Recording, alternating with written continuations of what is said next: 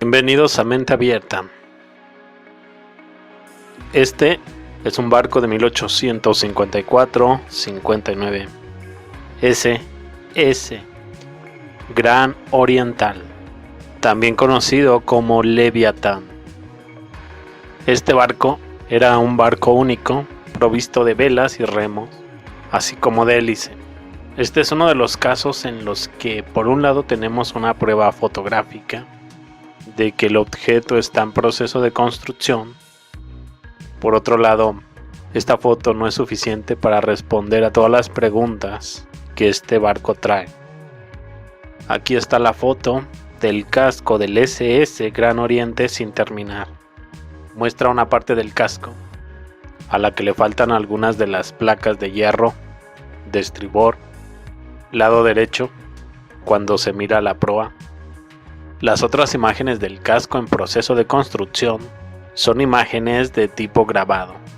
Realmente no se puede confiar en ellos. También tenemos algunas otras fotografías de la construcción del SS Gran Oriental, pero esas fotos plantean preguntas, en lugar de responderlas.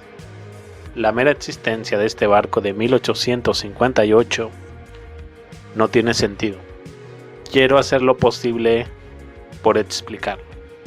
También creo que le dio a su creador, entre comillas, Isambard Kingdom Brunel, tanto dolor de cabeza, entre comillas, que sufrió de un derrame cerebral fatal. La posibilidad de restaurar algo años antes de su tiempo tenía que ser una tarea abrumadora. Brunel murió en 1959.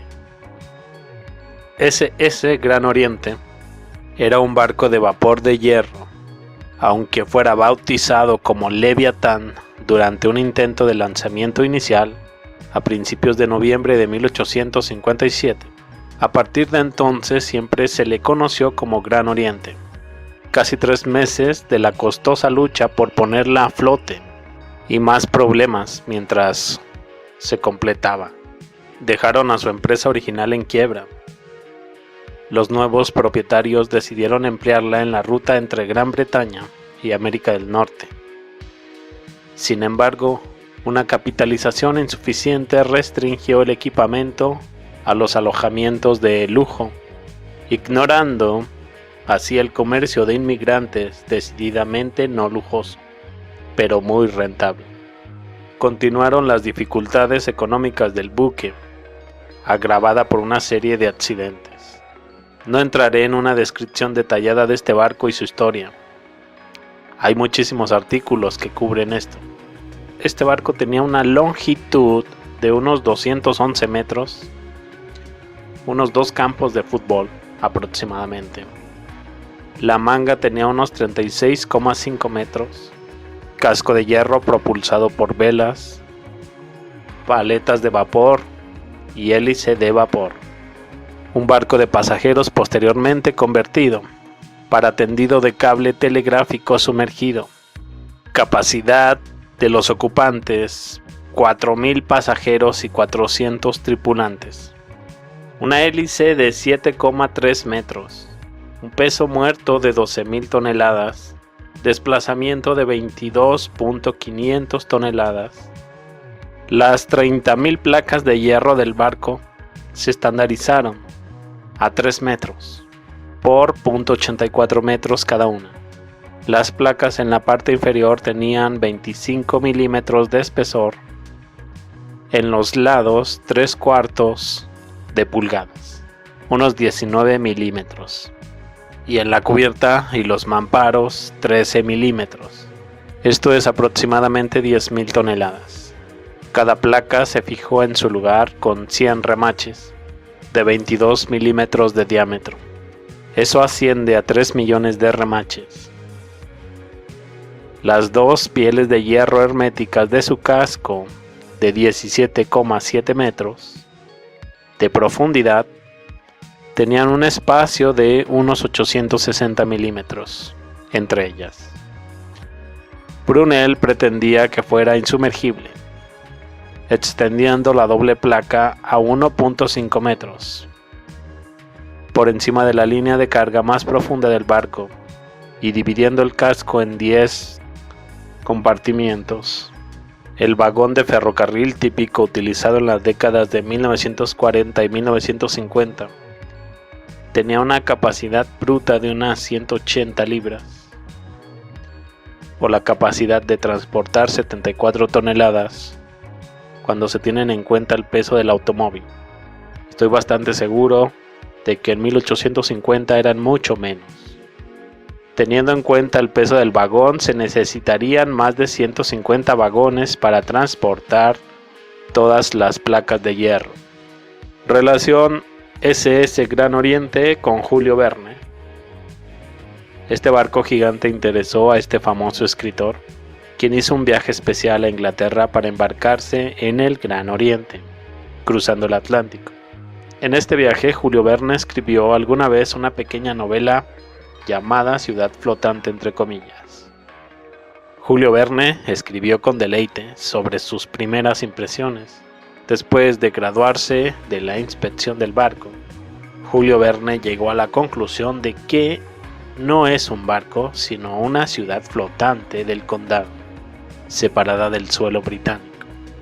Navegó a través del océano, golpeó el continente americano. Algunas cosas cuestionables: buje de propulsión de paso variable. La construcción del casco no está respaldada por la historia de soldadura.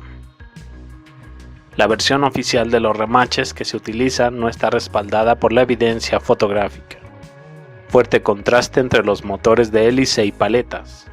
No hay suficiente tecnología para darle suficiente poder.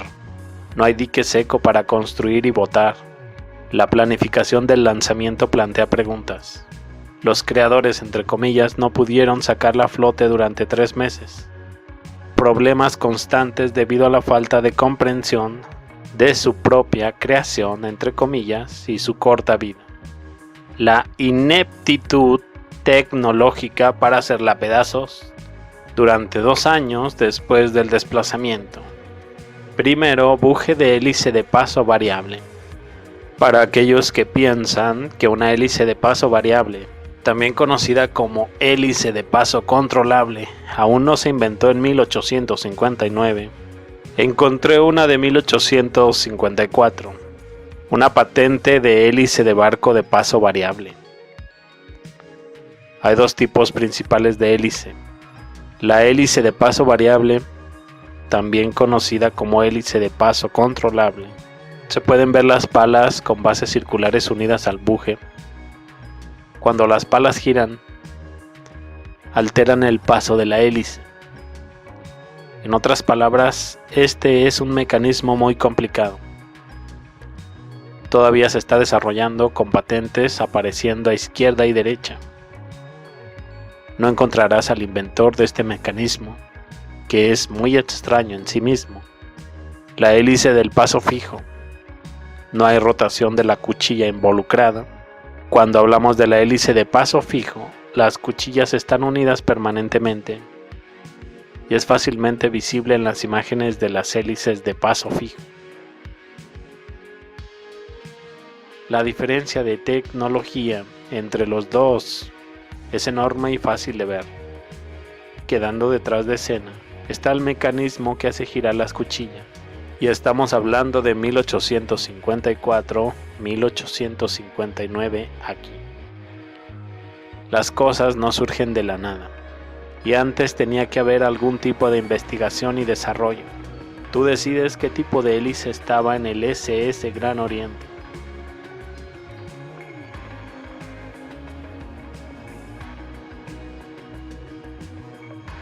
El casco. Su construcción no está respaldada por la historia de la soldadura. La versión oficial es que conectaron aproximadamente 30.000 planchas de hierro mediante 3 millones de remaches. Así es como se ve un remache de barco.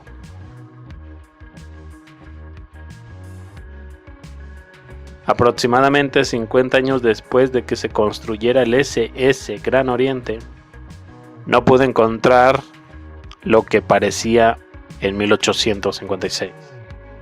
Así es como se ve un barco conectado por remaches. Ten en cuenta que los remaches son fácilmente visibles y discernibles. Aquí puedes ver la proa del USS Basilón, construido en 1949.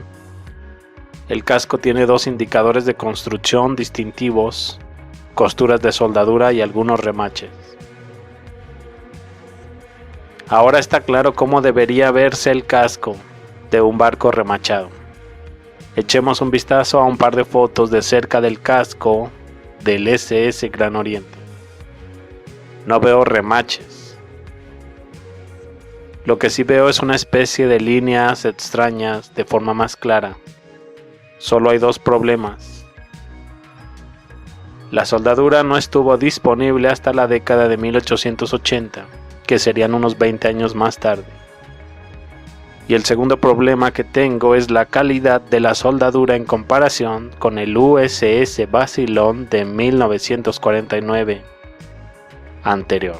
Obviamente los soldadores de 1949 necesitaban aprender de los constructores del SS Gran Oriente.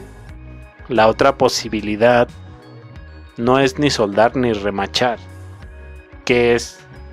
Además se utilizó el método celular en la construcción de su doble casco, para obtener una imagen de doble casco. Consulta las fotos del motor de hélice a continuación. Como punto 3, motores de hélice y paletas. Gran contraste. Tenemos dos motores que alimentan la nave. Se dicen que ambos son máquinas de vapor. Un motor es para la rueda de paletas y el otro para el eje de la hélice. Las máquinas de vapor marinas tradicionales se pueden ver en dos imágenes a continuación. Una máquina de 1849 y 1855. Veamos los motores instalados en el SS Gran Oriente. Tengo entendido que los motores reales no nos permitieron echarles un vistazo. Están disponibles reproducciones y representaciones gráficas de los mismos. El motor 1, el motor de rueda de paletas, y aunque estoy de acuerdo con que este motor fuera tecnológicamente alcanzable en la década de 1850, es el segundo llamado motor de hélice lo que me desconcierta.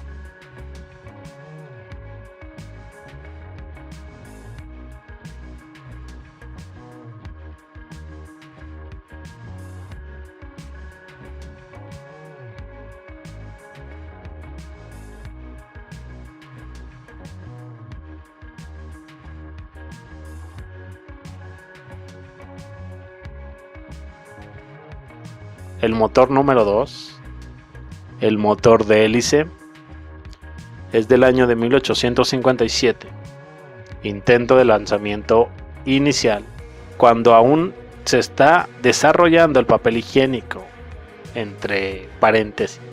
Ni siquiera puedo empezar a imaginar qué es esto. ¿Qué tipo de motor es este? Se supone que es una máquina de vapor que gira un eje de hélice de aproximadamente 150 pies de largo. En mi opinión parece demasiado avanzado para 1857.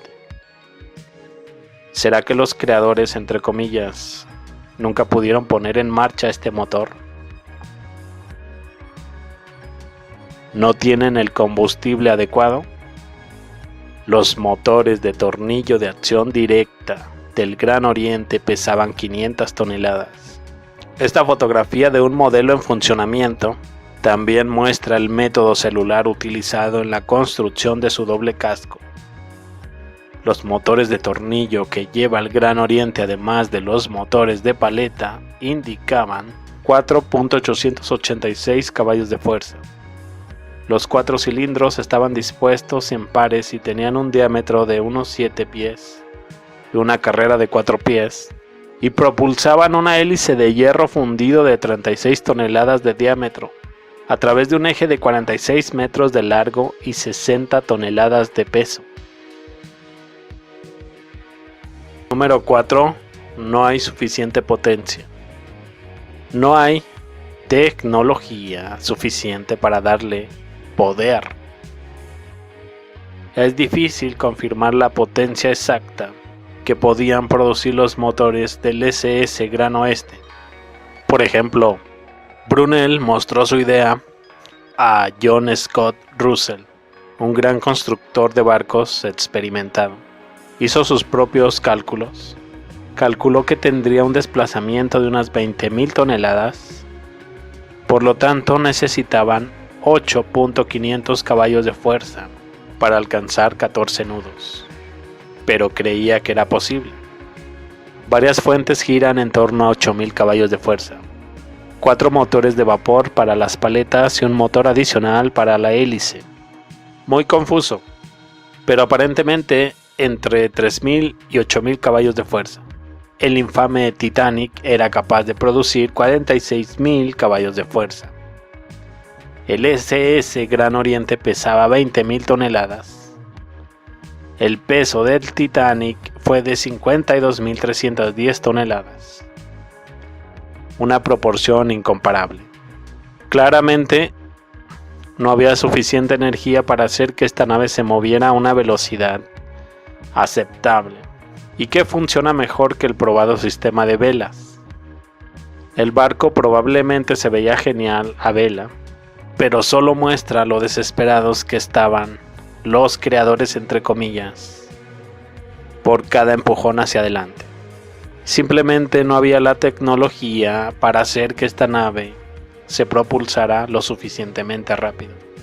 Apuesto a que se veía maravillosa si esto solo fuera un concurso de belleza. Punto 5. No hay dique seco para la construcción y el lanzamiento. La planificación del lanzamiento plantea preguntas. No estoy seguro de si la planificación estaba disponible en la década de 1850. Uno supondría que sí. ¿Por qué no se observa ningún rastro de planificación en relación con las SS Gran Oeste? Sigue siendo un misterio. La única explicación que tengo es que no tuvieron otra opción. Simplemente usaron un barco casi intacto que estaba allí, esperando a ser restaurado. Observa estas imágenes del dique seco del periodo del tiempo del Titanic.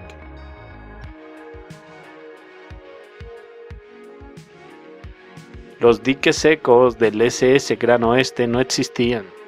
Por lo tanto, el sitio de construcción se veía así. La explicación oficial fue que construir diques secos para la construcción era demasiado caro. No había sitio para construirlo. El punto 6. Los creadores, entre comillas, no pudieron sacarla a flote. Durante 3 meses. Fueron necesarios 3 meses. Y 3 intentos diferentes para meterla en el agua. Se da la siguiente explicación. Entonces, ¿por qué con un ingeniero de precisión como Brunel detrás del timón, se necesitaron 3 intentos para finalmente llevar al Gran Oeste al agua? En resumen, se cree que los cimientos de la grada eran demasiado delgados para soportar las 12.000 toneladas. Pensé que se suponía que sería un barco de 20.000 toneladas. Contra el hundimiento del lecho del río, para que la lancha funcionara, ambas gradas tenían que tener exactamente la misma altura para que el barco estuviera nivelado. Desafortunadamente, los cimientos de hormigón que sostenían las vigas y los rieles de hierro no eran lo suficientemente gruesos, y al final la grada en el extremo de proa se volvió más empinada que la grada en el extremo de popa. ¿Qué esperaban con el barco a una distancia de 184 pies del agua? Brunel construyó el barco, pero no pudo darse cuenta de que las vigas utilizadas para la rampa no eran lo suficientemente fuertes. De verdad, el barco fue finalmente botado. El 31 de enero de 1858, ayudado por una marea inusualmente alta y fuertes vientos, y utilizando arietes hidráulicos más potentes.